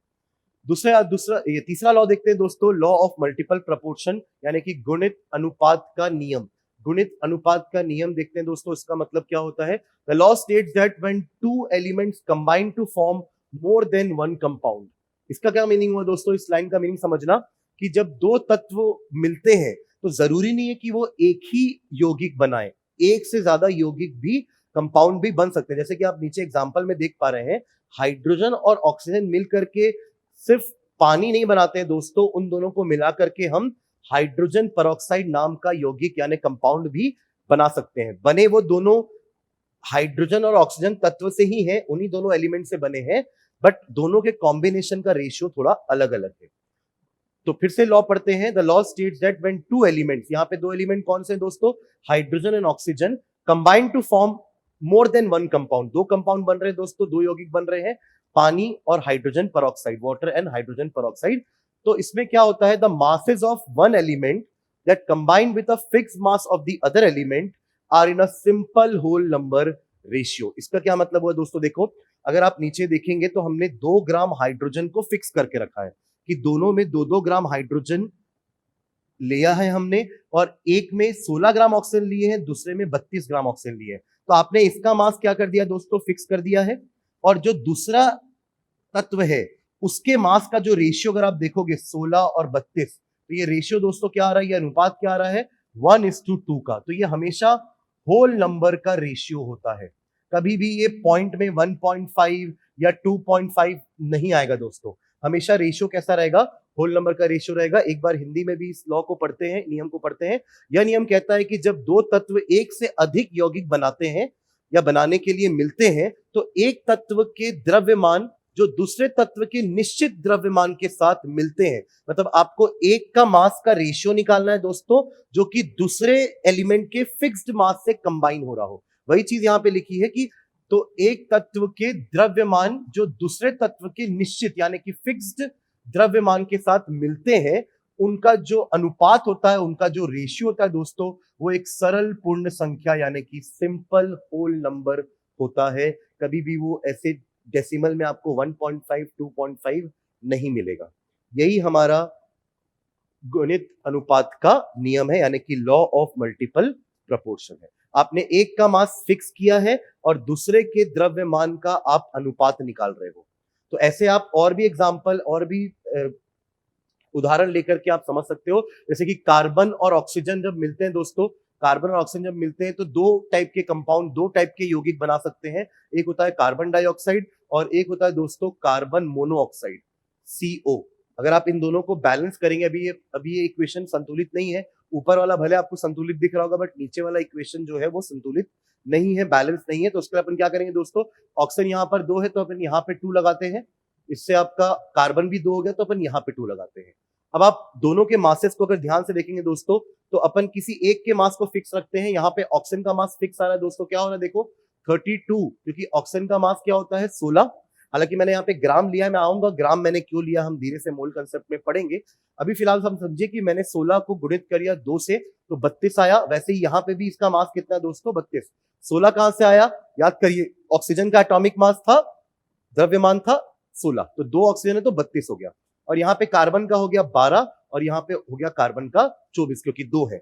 अब आप देखिए, हमने एक तत्व के मास को फिक्स रखा है 32 ग्राम, और दूसरे तत्व यानी कि कार्बन का जो मास का रेशियो है दोस्तों 12 और 24, इसका रेशियो, इसका अनुपात कितना आ रहा है, 1:2, 1:2 इसका अनुपात आ रहा है, यानी कि फिक्स है ये।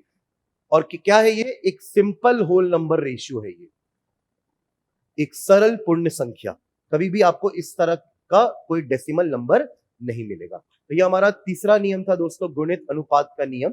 चौथे नियम में आते हैं जिसको बोलते हैं हम गेल-लुसैक लॉ ऑफ गैसियस वॉल्यूम, यानी कि गेल-लुसैक ये हमारे साइंटिस्ट का नाम है, उनका गैसीय आयतनों का नियम। आयतनों मतलब होता है दोस्तों volume.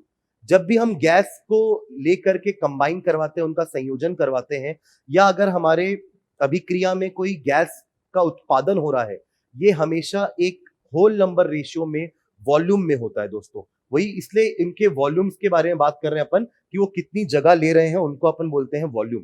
The law states that gases react in simple whole number ratio. जब वो रिएक्ट करती हैं तो भी सिंपल होल नंबर रेशियो में करती हैं, और जब वो बनती हैं गैसेस तब भी वो एक सिंपल होल नंबर में बनती है, provided all gases are at the same temperature and pressure. हम उनका टेम्परेचर और प्रेशर दोस्तों, तापमान और दबाव सेम रखेंगे गैसेस का, तो हम ऐसा बोल सकते हैं कि जब भी कोई गैस कंबाइन करती है, जब भी दो गैसेस आपस में संयोजन करती हैं, कंबाइन होती हैं, तो वो हमेशा जो नई गैसेस बनाती हैं उनका भी जो रेशियो होता है वो हमेशा होल नंबर में होता है। हिंदी में भी इस नियम को पढ़ते हैं दोस्तों। यह नियम कहता है कि गैसें सरल पूर्ण संख्या अनुपात यानी कि सिंपल होल नंबर रेशियो में आयतन यानी कि वॉल्यूम के अनुसार रिएक्शन करती हैं और बनती भी है दोस्तों, तो वो हमेशा एक संख्या अनुपात में ही, एक पूर्ण संख्या अनुपात में ही बनती है, एक होल नंबर रेशियो में ही बनती है। एग्जाम्पल के तौर पर अगर आप देखा जाए तो हाइड्रोजन और ऑक्सीजन रिएक्ट करते हैं दोस्तों कुछ इस तरीके से। अभी हमने ये रिएक्शन पीछे लिखा था कि हाइड्रोजन के 2 मॉलिक्यूल लिए थे हमने, 2 अणु हाइड्रोजन के थे, 1 अणु आपका ऑक्सीजन का था, तब जाकर के 2 अणु बने थे पानी के, जल के। तो आप देखिए ये भी एक गैस है, हाइड्रोजन, ऑक्सीजन भी एक गैस है, और जब पानी बनता है तो वो भी गैस के फॉर्म में ही बनता है, वाटर वेपर के फॉर्म में बनता है। तो ये देखिए इसका रेशियो देखिए आप 2 और 1 और 2, इनका रेशियो आप देखिए 2:1:2 का रेशियो है, जो कि एक सरल पूर्ण संख्या होती है। तो जब भी कोई गैस, मतलब जैसे भी हमने पीछे वाले लॉ में देखा कि वहां पे भी जो लॉ ऑफ मल्टीपल प्रोपोर्शन में जो नंबर्स आ रहे थे वो हमेशा एक सरल पूर्ण संख्या थी।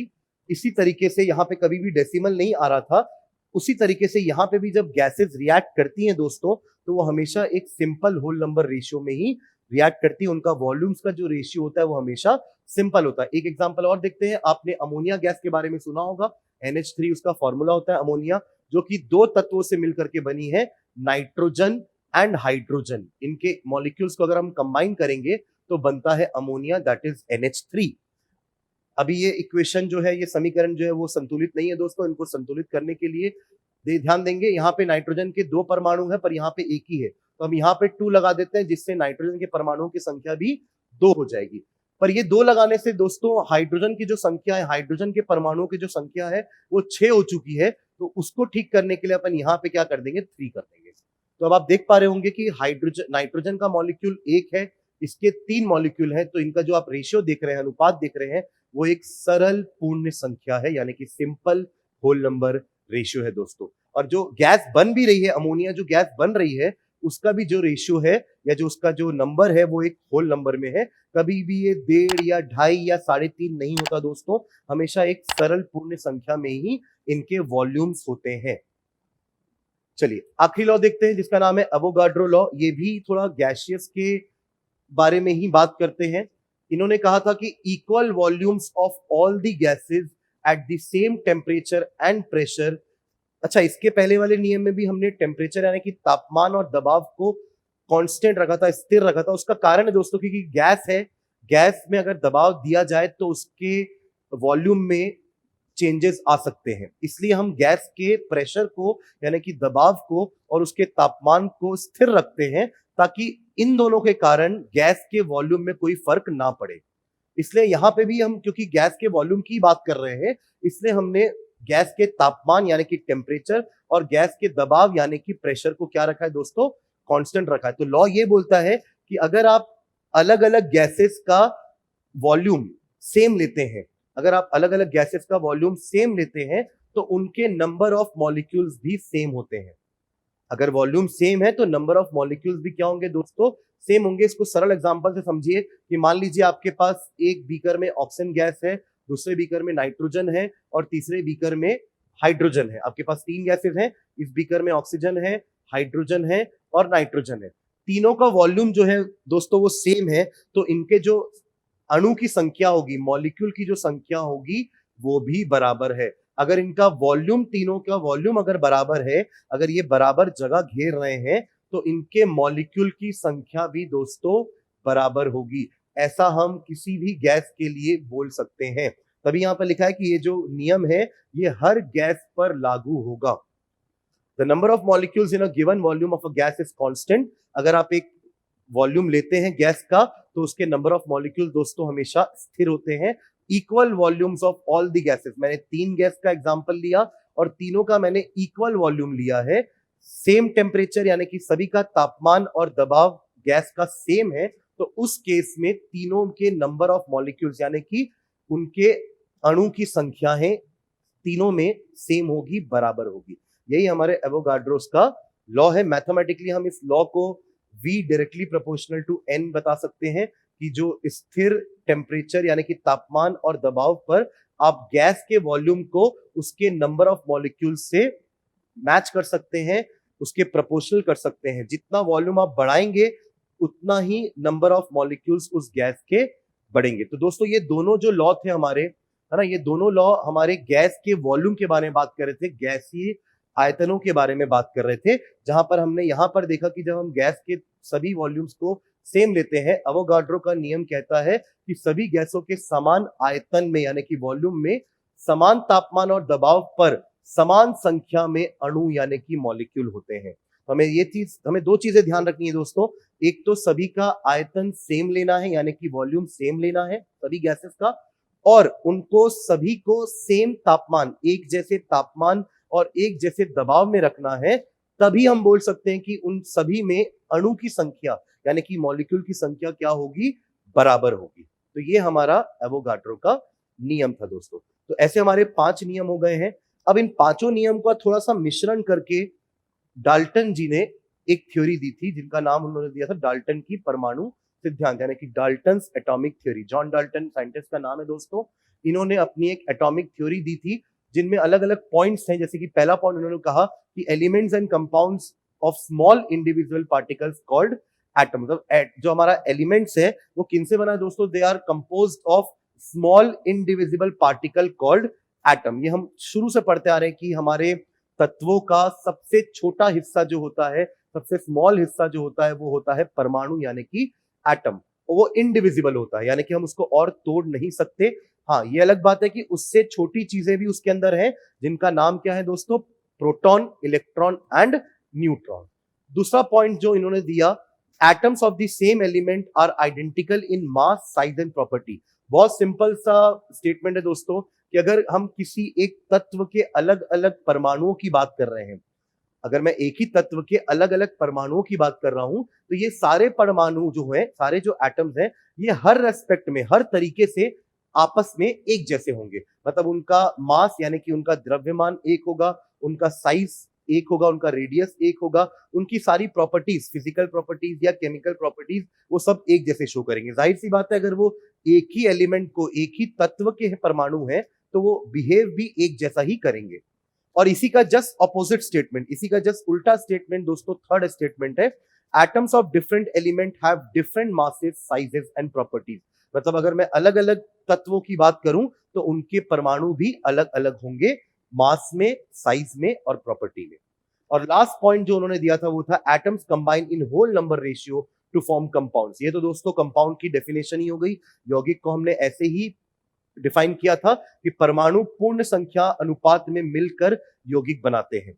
जो भी कंपाउंड बनता है उनमें परमाणुओं की संख्या जो होती है वो कैसी होती है दोस्तों, एक पूर्ण संख्या में ली जाती है, एक फिक्स्ड प्रपोर्शन में ली जाती है, और वो हमेशा होल नंबर में होती है। हम वाटर का फॉर्मूला H2O लिखते हैं और हर बार किसी का भी फॉर्मूले में ये जो नंबर्स होते हैं दोस्तों, ये हमेशा होल नंबर होते हैं। सिंपल होल नंबर रेशियो होता है, सरल पूर्ण संख्या होती है। यही हमारा फोर्थ स्टेटमेंट है। तो अगर आप ध्यान से देखेंगे तो ये हमने जो पांचों नियम पढ़े, उन्हीं नियमों से ही ये स्टेटमेंट्स निकाले गए हैं कि एलिमेंट्स जो है वो एटम से बने होते हैं, यानी कि तत्व जो होते हैं वो परमाणुओं से बने होते हैं।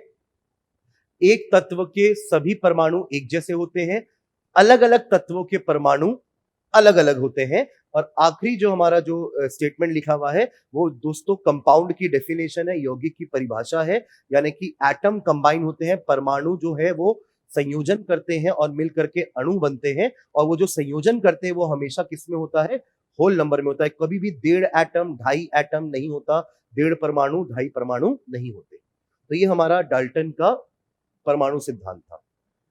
आइए दोस्तों क्वेश्चंस देखते हैं कि इस पार्ट से क्वेश्चंस कैसे बन सकते हैं, यानी कि जो नियम हम पढ़े हैं, पांचों नियम, और जो हमने डाल्टन की परमाणु थ्योरी पढ़ी है, उससे नियम उससे क्वेश्चंस कैसे बनते हैं दोस्तों। तो पहला क्वेश्चन देखेंगे, विच of the following statements about a compound is incorrect. यानी कि निम्नलिखित में से यौगिक के लिए, यौगिक के संदर्भ में जो कथन दिए हुए हैं, इनमें से कौन सा सही नहीं है, आपको इनकरेक्ट पहचानना है।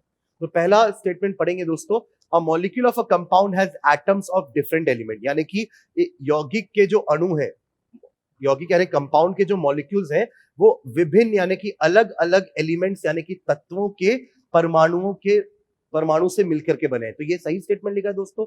Atoms of different element combine to form a compound, वो भी एक फिक्स्ड रेशियो में। याद आ रहा है कि हम अलग अलग तत्वों के परमाणुओं को का संयोजन करते हैं, वो भी एक फिक्स्ड यानी कि स्थिर अनुपात में तब जाकर के हमारा एक यौगिक यानी कि कंपाउंड बनता है। तो ये स्टेटमेंट तो करेक्ट है दोस्तों। दूसरा देखते हैं, a compound can not be separated into its constituent element by physical methods of separation. ये मैंने आपको अभी जब हम मिश्रण और यौगिक का अंतर देख रहे थे तो मैंने आपको बताया था कि किसी भी यौगिक को आप उसके अलग अलग तत्वों में फिजिकल तरीके से अलग नहीं कर सकते, आपको उसके लिए कोई ना कोई केमिकल तरीके यूज करने पड़ेंगे। तो वही लिखा है कि भौतिक विधियों से आप यौगिक को अलग अलग नहीं कर सकते। तो ये भी सही लिखा हुआ है, ये स्टेटमेंट भी करेक्ट है। याद रखेंगे, हमें इनकरेक्ट खोजना है। तीसरा स्टेटमेंट है दोस्तों, compound retains the physical property of its constituent element. ये स्टेटमेंट बोल रहा है कि यौगिक में उसके अवयवी तत्वों के भौतिक गुणधर्म विद्यमान होते हैं, यानी कि वो अपने फिजिकल प्रॉपर्टीज को रिटेन करने का मतलब दोस्तों होता है कि वो अपनी प्रॉपर्टी बचा के रखा हुआ है, जबकि ऐसा नहीं होता। आप एक एग्जांपल से समझिए कि वाटर जो है, पानी जो है, वो दो तत्वों से मिलकर बना है, हाइड्रोजन एंड ऑक्सीजन। हमें पता है कि ऑक्सीजन तो ये आग लगाने में मदद करता है, एक सपोर्टर होता है कंबशन का, ये आग को बढ़ाता है। पर आप देखिए कि जब ये कंबाइन होकर के हाइड्रोजन के साथ जब इसने संयोजन किया और बना लिया पानी, तो पानी डालने से दोस्तों आग बुझती है। ध्यान रखेंगे, आग कभी बढ़ती नहीं है पानी डालने से। तो ऑक्सीजन ने अपनी आग बढ़ाने वाली प्रॉपर्टी छोड़ दी, रिटेन करके नहीं रखी है। तो हमारा जो तीसरा स्टेटमेंट है दोस्तों कि कॉन्स्टिट्यूएंट एलिमेंट्स, जिन एलिमेंट्स को मिला करके हमने यौगिक, जिन तत्वों को मिला करके हमने यौगिक बनाया है, वो अपनी प्रॉपर्टी रिटेन नहीं करते हैं। यौगिक की खुद की अपनी प्रॉपर्टीज होती हैं, वो अपनी प्रॉपर्टी खुद बनाता है, खुद शो करता है। और लास्ट स्टेटमेंट भी पढ़ लेते हैं, ratio of atoms of different element in a compound is fix. ये तो दोस्तों कंपाउंड की डेफिनेशन ही है कि परमाणुओं की संख्या, अलग अलग तत्वों के परमाणुओं की संख्या कंपाउंड में क्या होती है दोस्तों, फिक्स होती है। तभी तो कंपाउंड्स के फॉर्मूले होते हैं, यौगिक का एक फॉर्मूला होता है। ठीक है, तो हमारा ये थर्ड स्टेटमेंट जो है वो इनकरेक्ट स्टेटमेंट है, हमारा आंसर हो जाएगा ऑप्शन नंबर 3। ऐसे ही दूसरा एक क्वेश्चन देखते हैं दोस्तों, which of the following statement is correct about the reaction given below. मतलब निम्नलिखित अभिक्रिया, यानी कि जो रिएक्शन लिखा हुआ है, अभिक्रिया जो लिखी हुई है, उसके विषय में कौन सा कथन सही है। आप स्टेटमेंट पढ़ेंगे तो आपको समझ में आएगा कि कौन सा स्टेटमेंट इस अभिक्रिया के लिए सही है। यहां हमें दोस्तों करेक्ट बताना है, ध्यान देंगे, करेक्ट इनकरेक्ट हम कंफ्यूज ना हो।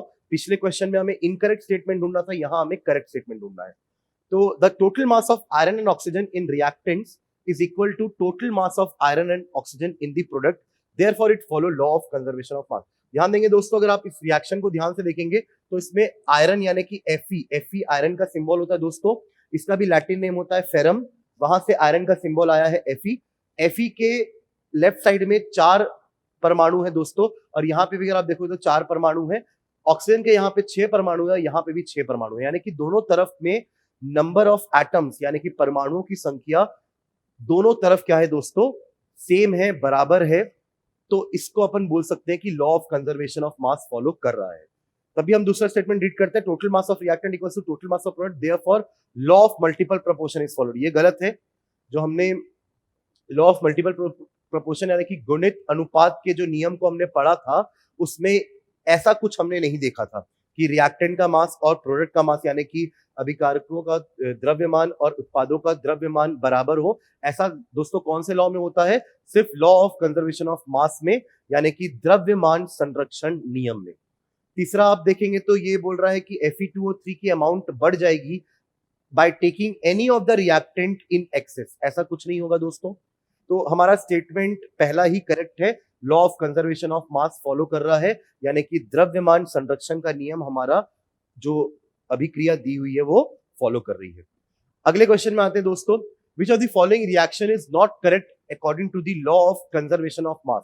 मतलब आपको इनमें से ऐसा इक्वेशन ढूंढना है, ऐसी अभिक्रिया ढूंढनी है दोस्तों जो संतुलित नहीं है, क्योंकि संतुलित जो नहीं होगी वही लॉ ऑफ कंजर्वेशन ऑफ मास को फॉलो नहीं करेगी, यानी कि द्रव्यमान संरक्षण के नियम को फॉलो नहीं करेगी। तो हमें बस ये देखना है कि इन चारों समीकरणों में से, चारों इक्वेशन में से कौन सा इक्वेशन संतुलित नहीं है, यानी कि बैलेंस नहीं है। तो आप पहला देखो तो 2 मैग्नीशियम है, 2 ऑक्सीजन है, 2 ऑक्सीजन, तो पहला तो बैलेंस है। दूसरा देखेंगे तो कार्बन यहाँ पर 3 है दोस्तों, यहाँ पर एक ही दिख रहा है। तो ये तो साफ दिख रहा है हमें कि ये वाला जो इक्वेशन है, ये जो समीकरण लिखा हुआ है, ये संतुलित नहीं है। यहाँ पे 4 फास्फोरस है, यहाँ पे 4 फास्फोरस है, यहाँ पे 10 ऑक्सीजन, यहाँ पे भी 10 ऑक्सीजन। कार्बन यहाँ पे एक है, यहाँ पर एक है, हाइड्रोजन 4 है, यहाँ पे भी 4 है, ऑक्सीजन यहाँ पे 4 है दोस्तों, यहाँ पे भी 2 और 2 4 है। तो हमारा दूसरा जो ऑप्शन है ये लॉ ऑफ कंजर्वेशन ऑफ मास यानी कि द्रव्यमान संरक्षण के नियम को फॉलो नहीं कर रहा है, उसका पालन नहीं कर रहा है। तो सेकंड ऑप्शन हमारा आंसर हो जाएगा। लास्ट क्वेश्चन देखते हैं दोस्तों।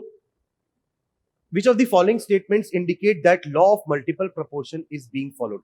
Law of multiple proportion का मतलब क्या है दोस्तों? गुणित अनुपात का नियम, जिसमें हमने देखा था कि हम एक के मास को फिक्स करते हैं और दूसरे तत्व के मास का जो रेशियो होता है वो हमेशा सरल पूर्ण संख्या होता है, यानी कि सिंपल होल नंबर रेशियो होता है। ये हमने इस नियम में पढ़ा था, गुणित अनुपात के नियम में पढ़ा था। तो पहला स्टेटमेंट पढ़ते हैं। Sample of carbon dioxide taken from any source will always have carbon oxygen in the ratio 1:2।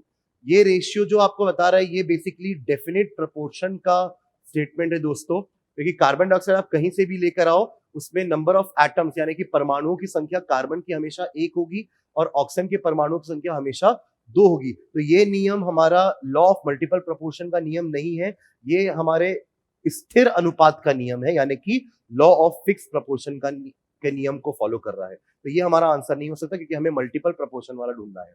Second statement पढ़ते हैं दोस्तों।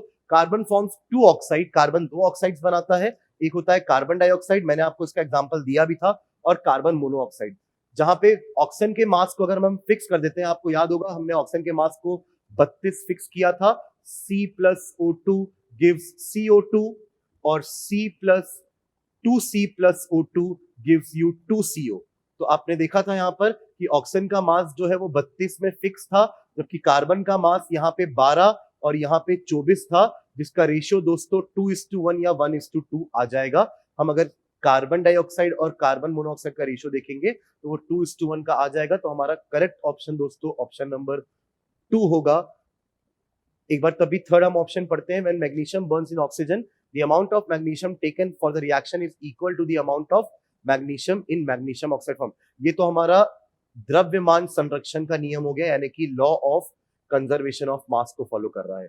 और जो लास्ट आप देख पा रहे हैं, at constant temperature and pressure, यानी कि तापमान और दबाव अगर हम स्थिर रखते हैं तो 200 ml of hydrogen will combine with 100 ml of oxygen to produce 200 ml of water vapour. ये हमारा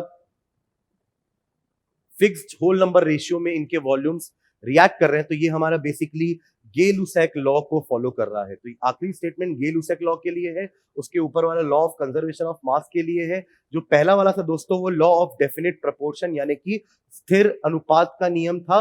तो हमारा क्वेश्चन में हमसे पूछा गया है कि गुणित अनुपात का नियम कौन फॉलो कर रहा है, तो उसके लिए हमारा स्टेटमेंट कौन सा है दोस्तों?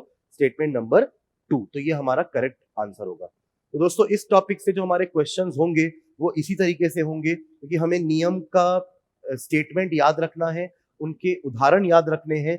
उदाहरण याद रहेंगे तो हम उस नियम को समझने में हमें आसानी होगी। तो क्वेश्चन अगर इस सेक्शन से आते हैं, यानी कि नियमों पे आते हैं, हमारे संयोजन नियम में अगर हमारे क्वेश्चंस आते हैं तो वो इसी स्टेटमेंट टाइप के क्वेश्चंस ही होंगे। न्यूमेरिकल टाइप के क्वेश्चन इनमें बहुत कम पूछे जाते हैं, इनके स्टेटमेंट वाले क्वेश्चन ही ज्यादा पूछे जाते हैं। ठीक है दोस्तों, तो आज के लिए हम यही स्टॉप करते हैं। नेक्स्ट क्लास में हम मोल कंसेप्ट चालू करेंगे, क्योंकि आज की क्लास में जो हमने मासेस देखे हैं, द्रव्यमान देखे हैं, वो हमें अगले टॉपिक में काम आने वाले हैं। तो जब भी आप अगली क्लास में आए तो आप पूरे 20 तत्वों के नाम, उनकी उनकी संख्या, उनके जो परमाणुओं की संख्या थी और उनके जो परमाणुओं के जो द्रव्यमान थे वो अच्छे से याद करके आएंगे दोस्तों, ताकि हमें मोल कंसेप्ट बनाने में, समझने में आसानी होगी। तब तक के लिए पढ़ते रहिए, स्वस्थ रहिए, धन्यवाद।